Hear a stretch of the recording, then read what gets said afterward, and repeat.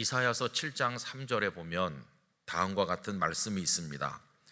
그때 여호와께서 이사야에게 이르시되 너와 네 아들 스알야숲은 윗못 수도 끝 세탁자의 밭 큰 길에 나가서 아하스를 만나, 이렇게 나오는 가운데 거기 윗못이라고 표현된 부분이 있습니다. 이 윗못은 예루살렘 성 남쪽에 있는 연못을 말하는 건데, 그게 기혼샘이라고 성경에 되어 있어요. 거기 물이 이제 나오는 곳이죠. 사람들이 이 기혼샘에서부터 예루살렘 성 안으로 수로를 길게 파서 그 기혼샘에 솟아나는 물이 수로를 통해 성 안으로 들어오게 해가지고 두 군데 고이게 만들었는데, 연못같이. 그 중에 하나가 여러분이 익숙하게 아시는 실로암이라고 하는 것입니다. 그런데 그 실로암 연못 옆에 높은 망대가 있었는데, 이 망대가 예수님 당시에 무너져 내려서 그 망대 주변에 있던 18명이 죽게 되었습니다. 오늘 본문에서 예수님께서 그 일을 언급하신 것이죠. 아마도 예루살렘 주민들에게 큰 충격을 주었을 것이고, 사람들이 모여 앉기만 하면 그 이야기를 나누었으리라고 생각이 됩니다.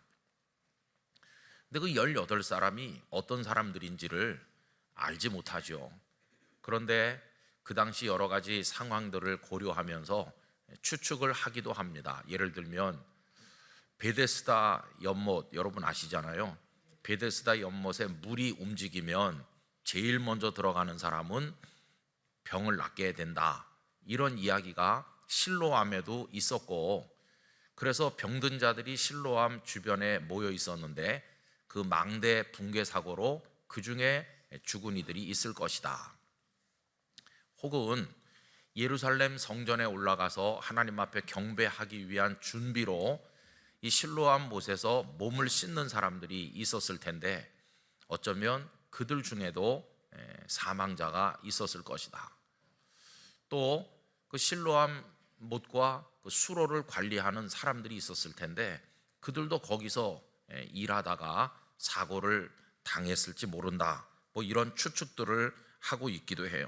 사고, 사건들, 전쟁들, 무수하게 일어나는 사회적 혼란 앞에서 우리 성도들은 어떤 마음가짐을 가지고 살아가야만 되는 것인지, 오늘 예수님의 말씀을 통해서 그거를 한번 생각을 해보려고 합니다. 근데 우리가 오늘 2절 말씀을 읽으면서 느끼는 것은, 사람들이 모여 앉아서 했을 많은 이야기들이 있을 텐데 그 이야기들하고 예수님께서 하시는 말씀하고는 전혀 방향이 다르다 하는 걸 우리가 알 수 있습니다. 여러분, 사람들은 어떤 말을 주고받았을까요? 아마 많은 사람들이 개탄을 하면서 세상이 말세라고 말했을 것 같아요. 로마 제국이 전쟁을 일으켜서 연약한 나라들을 점령을 하고 우리 유대도 식민지로 삼고 많은 사람 죽이고 다 수탈하는데, 그러지 않아도 이렇게 어려운 세상인데 사고는 왜 나는 건가? 이 망대 사고로 인해서 내가 잘 아는 아무개도 세상을 떠났다네, 뭐 이런 말을 하면서 정말 이 세상 말세야 말세, 이런 탄식을 하는 사람들이 아마도 있었을 것 같습니다. 여러분, 우리가 사는 세상도 다를 바는 없죠. 푸틴이 전쟁을 시작을 해서 아까운 사람 피 알을 가리지 않고 많이 죽어나가고 있잖아요. 그로 인해서 발생한 여파가 경제적인 혼란으로 이어져서 세계 경제가 굉장히 어려워지고 있습니다. 생태계는 다 파괴되고 곳곳에서 자연재해가 일어나고 있습니다. 아담과 하와의 범죄 이후로 세상은 다 무너지고 망가져가지고 뒤죽박죽이 돼 있는 거죠. 눈앞에 벌어지는 상황을 가만히 보면 뭐 어디서 어떻게 수습을 시작해야 되는지 알 길이 없질 않습니까? 그래서 모두가 탄식하는 거죠. 말세라고, 진짜 세상이 말세야. 우리도 그런 얘기 하지 않습니까? 또 아마 그때 그 사람들이 모여 앉으면 원인을 조사해야 된다고 말하는 사람도 많았을 것 같아요. 아니 그게 갑자기 무너지는 게 아니고 서서히 무너질 조짐이 어딘가 있었을 텐데 관리하는 사람들이 좀 면밀히 살펴서 사전에 발견을 해서 방비를 잘 했으면 보수 공사도 하고 그랬으면 그런 일 없었을 텐데 어떤 사람은 더 올라가서 그 설계부터가 문제가 있는 게 아닌가, 아니면 공사비를 빼돌렸나, 부실 공사는 아닌가, 뭐 이런 얘기 많이 하지 않았겠어요? 아마도 제일 많이 입에 담아 말한 것은 그 죽은 이들에 관한 이야기일 것 같아요. 여러분, 죽은 이들을 처음에는 불쌍히 여깁니다. 그런데 개 중에는요 이상하게 말하는 사람도 있거든요. 왜 하필 거기 망대 아래 가 있었대? 이렇게 말하는 사람 없었겠습니까? 있지요. 또 성전에 올라가서 경배하려고 몸을 씻는 사람들, 아니면 물이 움직일 때 먼저 들어가서 병이 나으려는 사람들, 다 하나님 앞에 뭔가 정성이 부족하니까 하나님께서 꾸중하신 게 아닌가, 이런 말하는 사람도 뭐 있었을 것 같아요. 죽은 자는 말이 없는데 살아있는 사람들이 저마다 자기 멋대로 이야기를 하면서 자기 만족을 누리는 참 잔인한 그런 대화들이 그때도 많이 있었을 거라고 생각합니다. 이태원에 사고가 난 지 이제 한 주간이 지나고 있는데 우리 사회는 벌집을 쑤신 것 같이 좀 시끄러워요. 그런 축제가 왜 생겼나? 족보도 정확히 모르는 외국에서 흘러들어온 퇴폐적 축제가 상업주의와 결합돼 가지고 애꿎은 사람들을 끌어모아서 그렇게 된 거다 하는 얘기부터, 뭐 거기 불법 건축물들이 많이 있어서 운신할 수 있는 공간이 다 좁아져 가지고 사고가 난 거라는 등, 경찰이 좀 일찍 많이 가서 이렇게 안내를 했으면 좋았을 텐데 경찰이 제대로 못해서 그렇다는 얘기부터 해서 뭐 별별 얘기가 다 있어요. 언론 매체들은 앞다퉈서 전문가라는 사람들을 등장시켜 가지고 원인 분석도 하고, 좀 누군가가 이제 책임질 사람을 찾아내야 되는 거죠. 누군가가 책임을 져야 된다는 이제 이 얘기를 하면서 얼마나 시끄러운지 알 수 없어요. 지금 우리 사회가 그렇죠. 비상 매뉴얼이 없다는 등 뭐 여러 얘기들, 하여튼 새벽부터 밤까지 듣고 있는 게 오늘 우리 현실입니다. 자, 그럼 이런 망대 붕괴 사고를 알고 계신 예수님은 어떻게 하셨나? 그들의 이야기에 동조하거나 그들의 말에다가 한 말씀 더 보태시거나 같이 흥분하시고 같이 그 아픔에 대해서 뭐 이런 소리 저런 소리 더 하셨나? 여러분, 그렇지 않아요. 오늘 말씀에 보면 예수님께서는요 그 사고가 왜 났는지, 그 사고의 무슨 원인 이런 거 1절 말씀하신 게 없고, 또 거기서 18사람이 생명을 잃었는데 그 18사람이 왜 하필 거기 있었느냐는 등 이런 말씀 예수님은 1절 그런 거에 관해서는 언급하지 않으셨어요. 그 얘기의 방향이 다릅니다. 예수님의 말씀은 방향 자체가 다르구나 하는 거를 이제 알 수 있어요. 그럼 여러분, 사람들의 하는 말과 생각과 예수님의 생각이, 말씀이 어떻게 다른지 쭉 우리가 생각해 보면 몇 가지 알 수 있어요. 그 예루살렘 주민들은 사망한 사람들을 두고 마치 무슨 큰 벌이나 받은 것 같이 망했다 이렇게 생각했던 것 같아요. 여러분, 망하는 게 뭡니까? 우리 이제 어법상 어떤 분이 죽었대요. 그러면 그랬어요? 이러죠. 근데 어떤 분이 망했대요. 그러면 어떤 느낌이 드세요? 뭐 죽는 거야. 착한 사람도 나쁜 사람도 뭐 다 같이 죽는 거니까.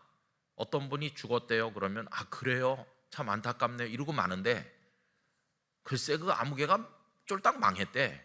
그러면 여러분, 벌써 그 속에 어떤 가치 판단이 들어있잖아요. 망할 수밖에 없는 무슨 나쁜 죄가 있어가지고 그 사람이 망했나 보다, 이렇게 벌써 무슨 평가를 하는 거 아닙니까? 그냥 죽었대요 하는 거하고는 좀 다르죠. 그런데 오늘 말씀 5절 끝에서 예수님은 다 이와 같이 망하리라 라는 표현을 사용하고 있습니다.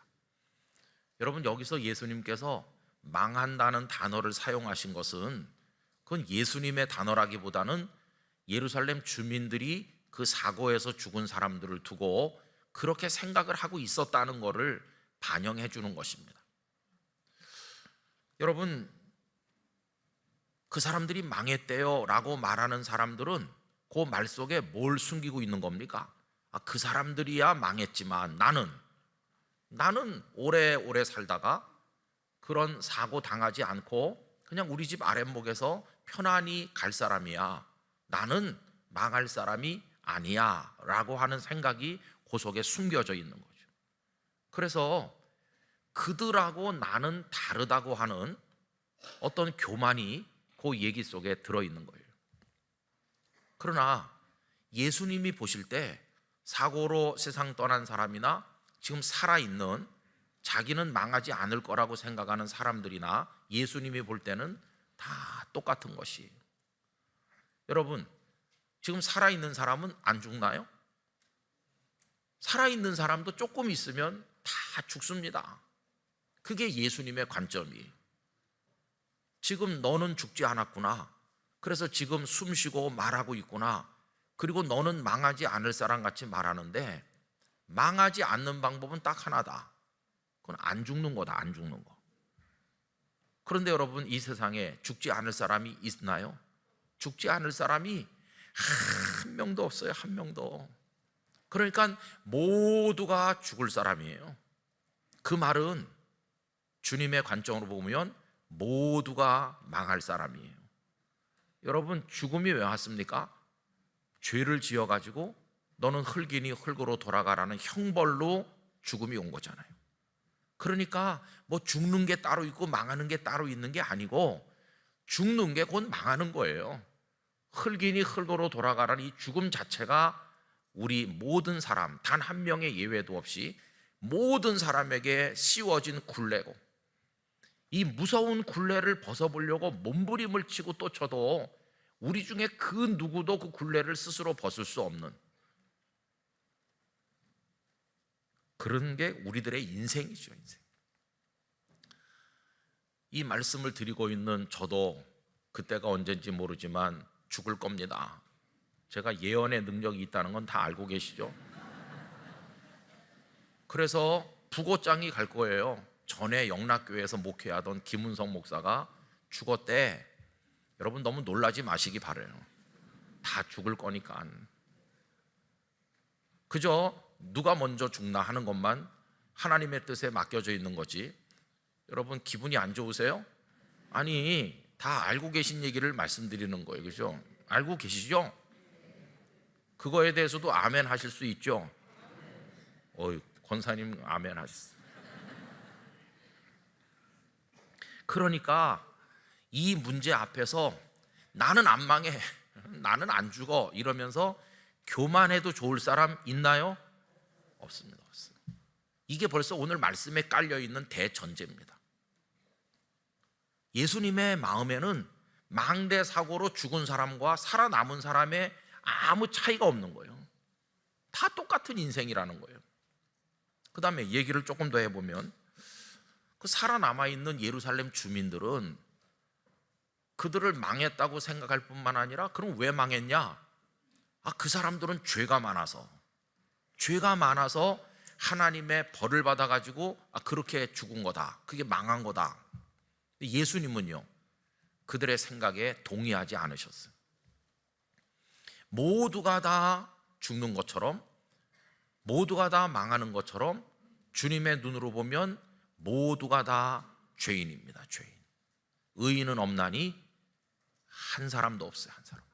다 똑같은 거예요. 그러니까 그 사람들은 죄가 많아서 그렇게 죽은 거지라고 말하는 현재 살아있는 그 사람들의 그 교만, 나는 지금 거기서 죽지 않았고 나는 지금 살아있고 그러니까 나는 그들보다 죄가 없거나 적거나 의롭다 이렇게 생각하는 이들, 그들의 그 무서운 교만에 대해서 주님은 경고하시는 거예요. 뭐라고 경고하십니까? 오늘 본문 5절, 너희에게 이르노니 아니라. 주님은요 강하게 말씀하는 거예요. 아니라고. 너희들의 생각은 틀렸다고. 아니라고. 너희도 그들과 똑같아. 어떤 점에서? 만일 회개하지 아니하면 다 이와 같이 망하리라. 지금 현재 살아있다고 그러면서 나는 그들보다 의로워 이렇게 착각하는 사람들에게 주님은 명백하게 경고하신 것을 볼 수 있어요. 아까 우리가 나도 언젠가 죽을 것을 인정합니다 라고 생각하는 것처럼 회개하지 않으면 나도 똑같이 망할 거라고 하는 거에 대해서도 여러분 우리 각자 인정할 수 있어야 되는 거예요. 여러분 그거 인정하시죠? 네.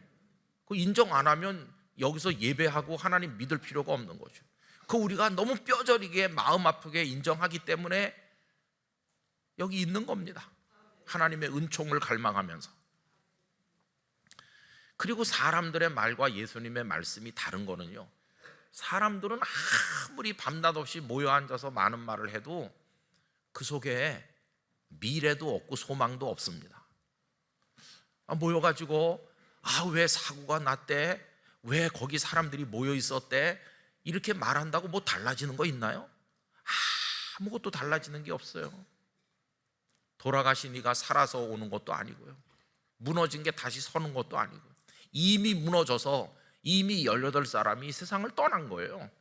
모여서 하루 종일 말해도 그건 다 과거를 두고 하는 말이지 미래를 향한 말은 하나도 없고 소망의 이야기도 없습니다. 그러나 예수님의 말씀에는 소망이 있어요. 방금 읽은 그 5절에서 너희도 만일 회개하지 아니하면 다 이와 같이 망하리라, 이 말씀을 뒤집어 보세요. 뒤집으면 뭐가 됩니까? 너희가 만일 회개하면 너희는 망하지 않으리라. 이게 미래로 열려 있잖아요. 예수님께서는 돌아가신 이들을 붙들고 말하지 않았어요. 이미 그분들은 세상을 떠난 거예요. 이미 과거가 되었어요. 그러나 지금 예수님 앞에 숨쉬고 예수님 앞에 모여있는 이 사람들은 아직 살아있고, 살아있다는 것은 아직 기회가 있다는 뜻이고, 그 기회는 회개할 기회고, 회개하면 망하지 않고 생명으로 갈 수 있다. 그 얘기를 예수님은 말씀하시는 거죠. 여러분, 물론 예수님을 믿고 회개해도 우리도 죽습니다. 우리 그리스도인들도. 그러나 똑같은 죽음이 아니에요. 부자와 나사로의 비유에서 그 부자가 자기 혼자 먹고 마시다가 죽었는데 그 죽음은 어디로 떨어지는 죽음인가요? 영원한 멸망으로 떨어지는 멸망의 죽음이죠. 그러나 하나님을 경외하고 예수 그리스도 안에서 자기 죄를 회개하고 십자가 보혈로 씻김 받은 사람들도 죽지만 그 죽음은 멸망의 죽음이 아니라 그 죽음의 문을 통과해서 영생으로 나가는, 생명으로 나가는 축복의 죽음이 되는 것이 전혀 다르죠, 이야기가. 그러니까 예수님께서 회개하지 않으면 망한다고 할 때 그거는 영원한 멸망을 말하는 거고, 회개하면 망하지 않을 거라는 그 뒤집은 얘기 속에는 소망이 있는 것이. 여러분, 예수님께서 이 땅에 오셔서 던지신 첫 메시지 아시잖아요. 회개하라, 천국이 가까이 왔느니라. 그때도 회개를 얘기하셨잖아요. 여기도 똑같습니다. 회개하면 망하지 않는다.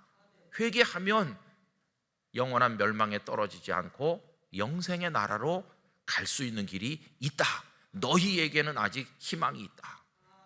여러분 잘 보십시오. 예수님은 이미 벌어진 사고에 대해서도 아무 말씀도 안 하고, 이미 세상 떠난 이에 대해서도 뭐 가타부타 아무 얘기도 안 하셨어요.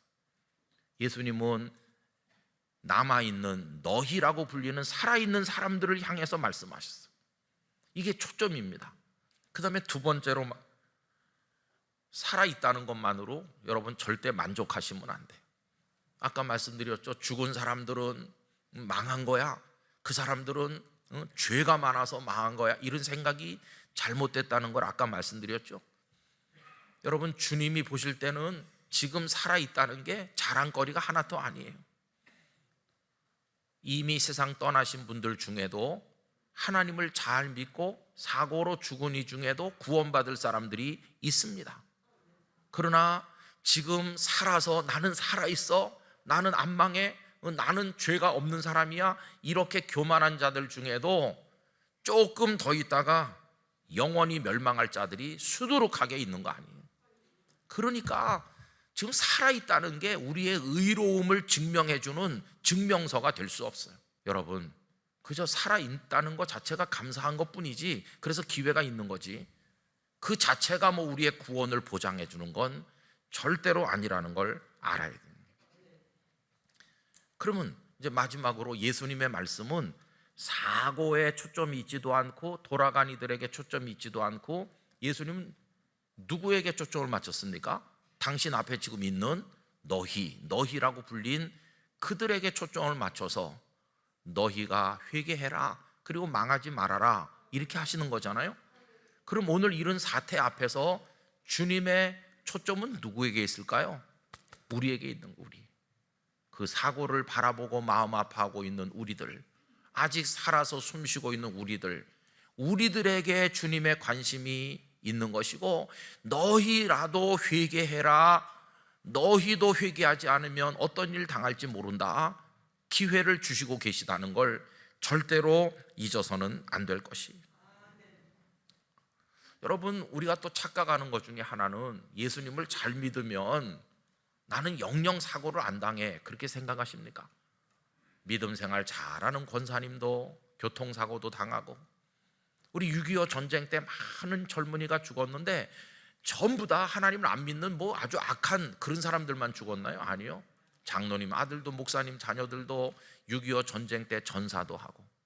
그래서 여러분, 나이가 몇 살 될 때까지 사는지, 또 어떤 상황에서 죽음을 맞이했는지, 죽음의 원인이 무슨 병인지 사고인지 뭐 수가 다해서 가셨, 이런 건 하나도 중요한 게 아니에요.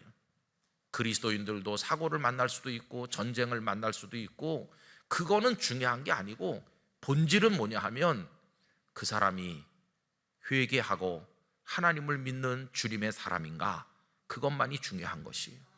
주님은 지금 그걸 말씀하고 있는 것이에요. 그러니까 이런 일을 당할 때 우리들은 아니 그 사고가 왜 난 건가, 왜 그 사람들은 거기서 세상을 떠났나, 이런 얘기 하고 있을 필요가 없어요. 제일 중요한 건 하나님, 아직 살아 숨쉬는 저는 어떤가요? 제 심령이 오늘이라도 부르시면 구원받을 믿음이 있나요? 오늘이라도 주님이 저를 데려가시면 주님 나라에 들어갈, 멸망이 아니라 영생을 얻을 회개한 심령인가요? 아니면 썩은 거 그냥 다 끌어안고 나는 의로워, 이렇게 착각하고 있는 건 아닌가요? 그러면서 우리 자신을 돌아다 봐야 되는 거예요. 우리 자신. 저는 우리 영락교회 성도님들이 이런 일을 겪으실 때마다 우리 자신을 냉정하게, 더 철저하게 주님의 눈으로 들여다볼 수 있기를 원합니다. 그리고 회개할 거 있으면 회개해야 되는 것이죠. 뉴스를 뒤덮는 우리 사회 모든 사회적 이슈들, 정치적 이슈들, 뭐 어떤 저런 이런 얘기, 사고들 포함해서 다 모두가 다 오히려 우리를 돌아보게 만드는 계기가 되어야 된다고 생각을 하는 것입니다.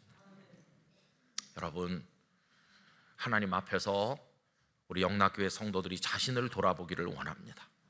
하나님, 저는 당신 앞에 어떤 사람인가요? 오늘 밤에라도 부르시면 주님 품에 안길 믿음의 사람인가요? 이렇게 하면서 우리 자신을 위해 기도하고, 그리고 아까 말씀드린 것처럼 어려움 당한 이들, 그 가족들, 그리고 이 혼란스러운 대한민국을 위해서 기도를 간절히 드려주시기를 바랍니다. 그러면 되는 것이에요. 근데 우리 살아있는 동안에 어떤 일이 벌어질지 아무도 모르는 가운데 그런 일을 당하기도 하는데, 그럴 때마다 막 흔들리면서 무너질 것이 아니라, 망대는 무너질지라도 하나님, 저는 하나님 앞에 든든히 서겠습니다. 믿음으로 서겠습니다. 세상이 다 망대처럼 무너진다 할지라도 하나님, 영락교회 성도들은 더 굳건하게 믿음을 세우게 하여 주시옵소서. 그렇게 기도해야 되는 것이에요. 이 혼란의 때 같이 흔들리지 마시고 만세 반석 되신 우리 하나님께, 거기에 여러분의 인생을 세우시기를 바랍니다. 선하신 주께서 우리 한 사람 한 사람 위로해 주시고 우리를 돌아보게 하시고 은혜의 사람이 되도록 인도해 주시기를 간절히 축원합니다.